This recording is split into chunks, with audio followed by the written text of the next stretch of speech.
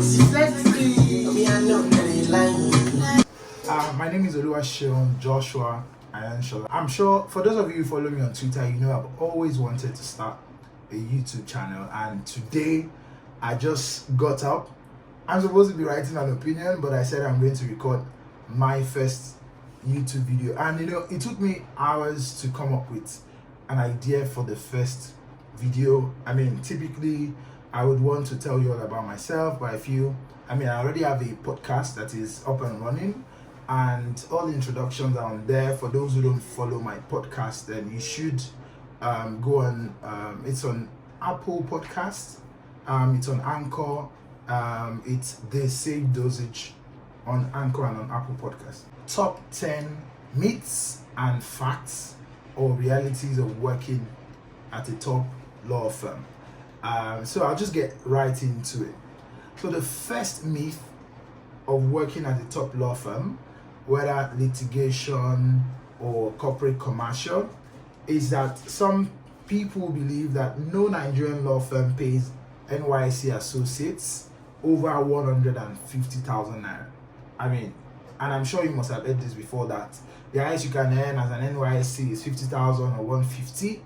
The fact actually is not many law firms pay over 150,000 naira, but there are a few of them who do.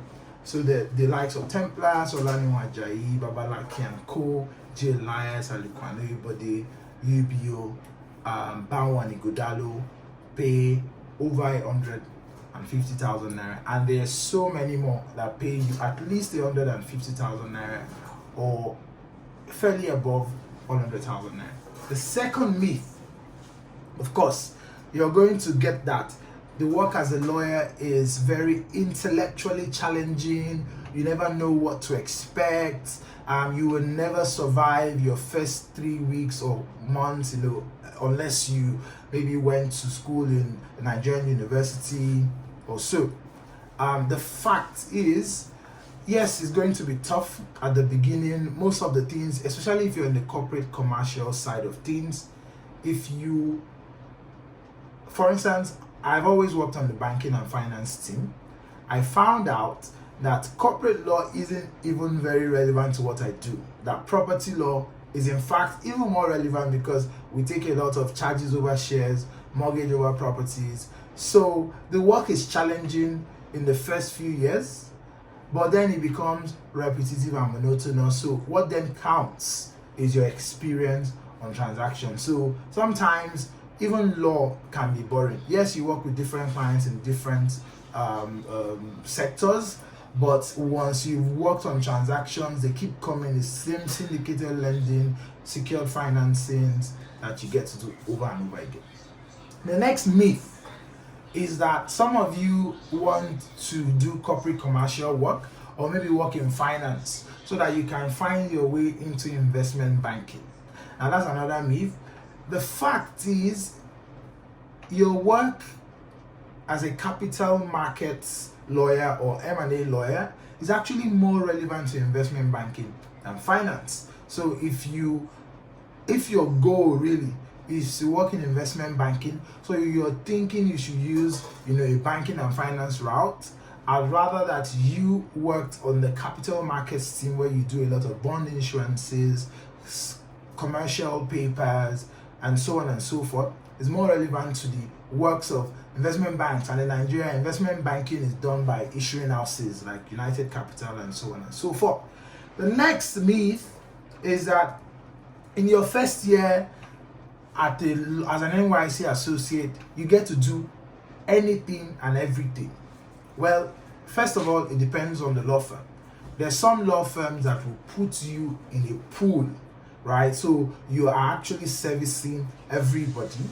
But there are some other law firms that require that you rotate teams. So you may have to go from, for instance, they rotate you from, you spend the first 6 months in corporate commercial or litigation, as the case may be, and then you rotate to the other side. So if you got corporate commercial for the first 6 months, you rotate to litigation the last 6 months. But because we served during the pandemic, we didn't get the chance to rotate. So that means I have always done banking and finance, and I have never appeared in court. In fact, my wig and gown are still intact. The next myth is that as a litigation lawyer, you're going to have your day in court. For those of you, so for instance, many of you decided to be litigation lawyers because of your experience in the moot and more committee or in the mooting society.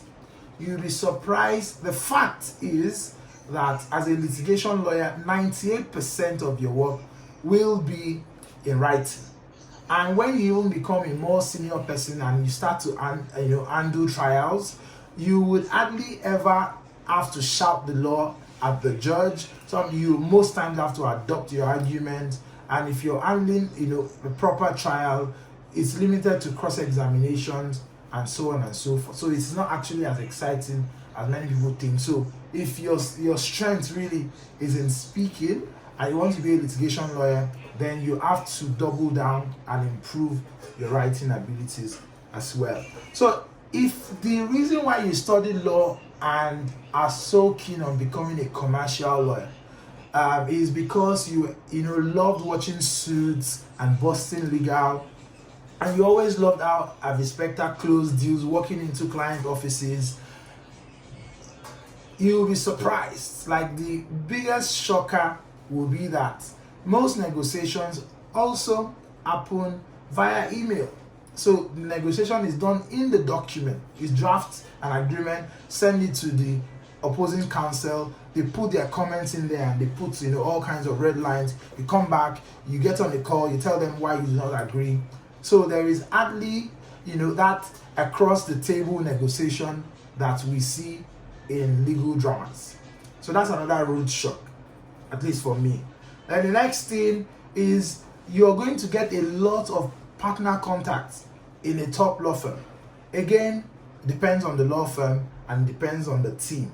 So if you're working in a top law firm where the team is heavy up, and what that means is that there's so many seniors. So you have 10 senior associates, 10 more senior associates, that is with who are called to bar, to the bar rather, a year or two earlier than yourselves. So your work will probably go through a lot of buffers before you even get to the partner.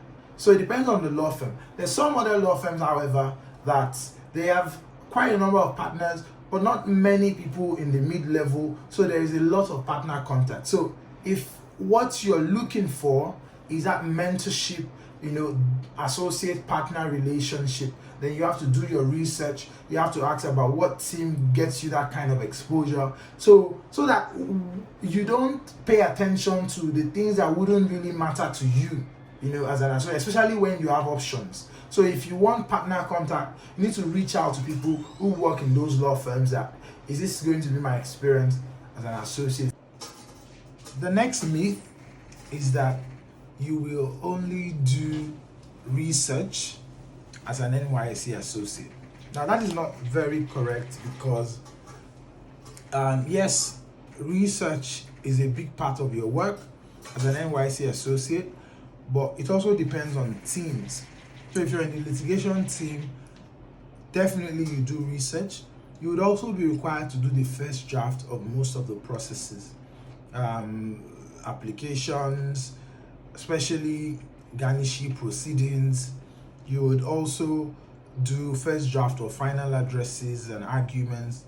And once you start punching above your weight class, then more responsibilities will be given onto you. Of course, as the saying goes, the reward for hard work is more work. And on the corporate commercial side, on the finance team, definitely you do a lot of research. You start to write opinions, and on a transaction, you are in charge of the DD, the conditions precedent collation process. you're also in charge of drafting the security documents, especially the share charge. And when you start to show competence or demonstrate competence, you all assess the venture.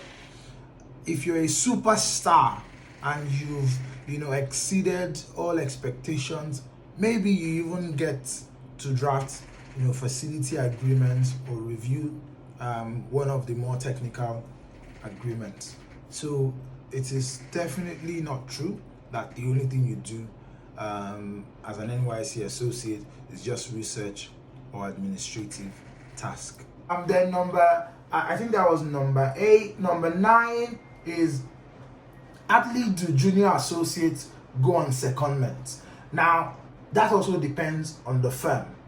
Now, in some law firms, junior associates go on client secondment. Somebody who was called to the bar in 2018, just a year before I was called, was seconded to a client, actually one of our fintech clients, and is going to be spending, I think, at least a month at the place, and he's just only spent 2 years at the bar. So there, of course, senior people, more senior associates go on client secondment more often than junior people. But as a junior associate, if you distinguish yourself, you also get a chance to go on client secondment. And again, it depends on the law firm.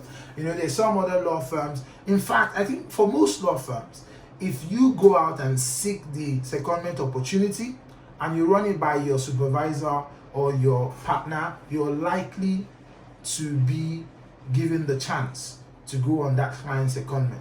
Provided that it is a short secondment for between 2 weeks and 4 weeks, I think most of the partners and supervisors will be reasonable enough to grant you. Then the last one is that all partners, supervisors, and seniors at top law firms are unreasonable, they are witches, all kinds of names, it's all toxic, and so on and so forth. I'll say that when you're, and even in the law firms, so to say, that are said to have like a toxic culture, I would advise you not to go into any law firm with that baggage. Don't listen to what anybody says about a particular senior. I think you should pay attention, try and read people, understand them.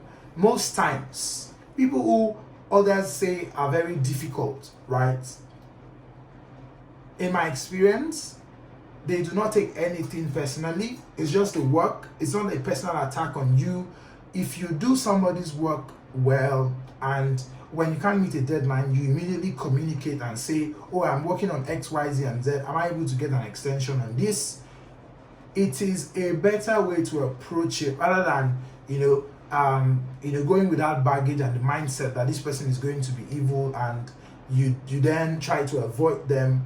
You may end up not getting the benefit, because mentoring is actually a choice. Some seniors who are very brilliant but people say are difficult, because you've avoided them, you don't get to learn from their wealth of experience and from their wealth of knowledge. So you just need to learn how to manage them, get them to become so comfortable that they then open up, so that they see their younger self in you and want to pour out all of the knowledge, but you're going to miss out on that if you go into that law firm with the baggage and you rather avoid that person rather than trying to becoming friends with them and then having them to open up. So guys, I'm going to be sharing more tips of this kind on my channel. I promise it's going to be very practical, and enjoy the ride. Peace out. So, going to be a lot of vibing on my channel. I am going to definitely, like I do on my podcast, tell you the songs that I'm listening to. Very importantly though, I will, let me turn this down. I think this is actually quite loud. So, I am definitely going to be showcasing, style and of course corporate fashion on my channel.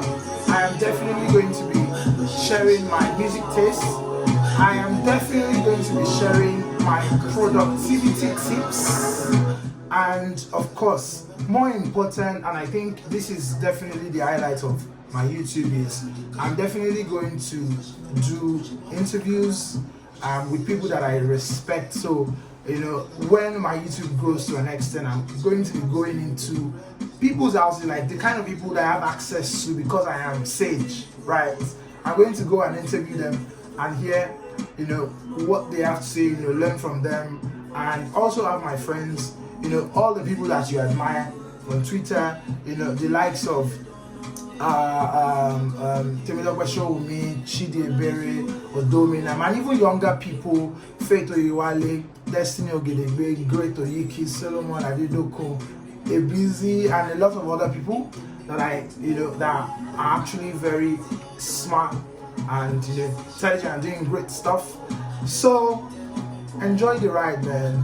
You know, and you already know, it's you in order to help us grow, you know, and encourage the kind of content I'll be putting out, especially for young professionals, please subscribe and share aggressively to your friends.